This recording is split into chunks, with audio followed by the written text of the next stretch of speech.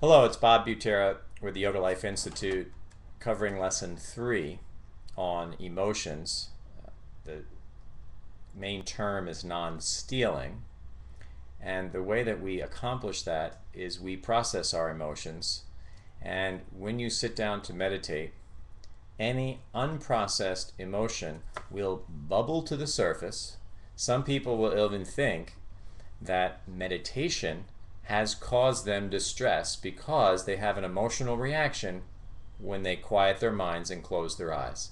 This again is one of those top reasons why it wouldn't be comfortable or fun to meditate if you're going to be bombarded by a variety of repressed emotions that again bubble up because our defenses are down when we're meditating.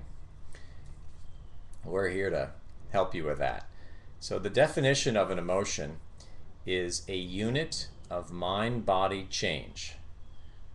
A very sage-like psychologist gave a wonderful lecture while I was in India studying and doing my yoga training.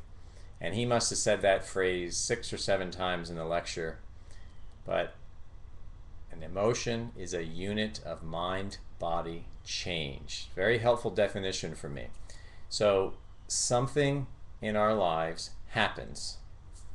We open the front door in the morning and we're greeted by the world. We're greeted by some birds or some people, some traffic, some busyness, whatever it is, we're greeted by that. We didn't know what we were going to be met with. So that's a surprise. There's an element of that surprise and change, because obviously it wouldn't be a change if we knew what was coming at us. In that moment, we have an emotional reaction. See, something happens, I look over here, I go, oh, what happened? And I have a reaction to that. Now, it doesn't matter whether you're enlightened or not enlightened, if you've meditated forever or not, you're a human being, and human beings have emotional reactions. It's just a part of life, so you don't ever need to think that they'll go away.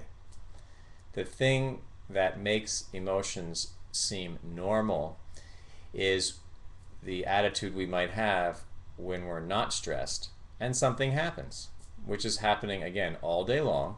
We see it, the new things happen, we experience it, we don't necessarily become super worked up about it because there's not a whole backlog of emotions in our psyche that we haven't paid attention to. Now, there's a lot of reasons why this occurs for many of us, and that is, I think, summarized that we basically have a culture that moves very quickly, and it prides itself in moving quickly. Well, processing emotions slows things down. It doesn't mean you have to become, a slow speaker and be mindful of every little emotion that occurs in your life and be, how would you want to say it, ineffective in life. It just means that at the end of the day, certain times during the day, you take a little time to listen to yourself to see how you're feeling. You kind of check in with yourself. Now, the thing was, when we were children, most of us did not have a parent who checked in with themselves. And then the parent didn't know that they should be checking in with the children to help the children learn how to process the different changes that occur in life. It was something that just happens, but there wasn't much formal education about that. The other thing that usually happens in family dynamics is that everybody talks at once and nobody listens to anybody else. Everybody wants to get their word in, if you will, but nobody's listening, and this just compounds itself.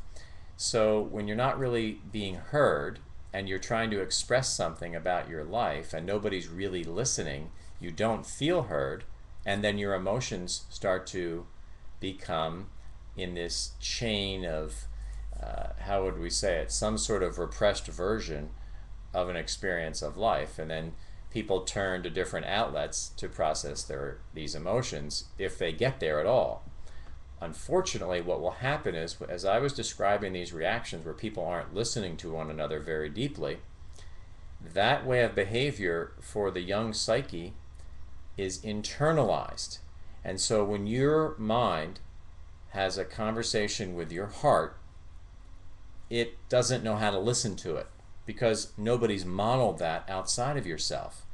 So we can be physically adults but emotionally immature. Therefore, some people become upset very quickly, or they're very flat. Either way, they're not necessarily in touch with how they're feeling. So the big point for this week, we're going to do a listening exercise. We're going to have you consider how you listen to others, and then of course how you listen to yourself. We'll do some relaxation exercises on the same topic, continue on with the breathing. And what we want you to do is to give yourself the gift of listening to emotions and the coinciding peace that occurs when you feel heard. Now that doesn't mean someone else has to listen to you. It's that when you listen to yourself. And we'll offer one exercise where you reflect on your day that you'll read in the handout. And you try to reflect on the day without emotion. And every time you had a very charged situation, you'll go off and daydream about that situation. And that's the signal we're looking for. So then you know which events to process a little extra so that you can come back to a very stable place, knowing that emotions are normal. The most enlightened people that I've ever met through the meditation tradition have always laughed and cried and had every other emotion in between, but then the next second they were on to the next thing. They didn't hold on to the emotions, they experienced them. So being a human being and a good meditator still allows you to laugh and cry and experience all the joys of life. You just don't have to be a prisoner of them. So we'll hope this gives you a lot of freedom, and have a great class this week.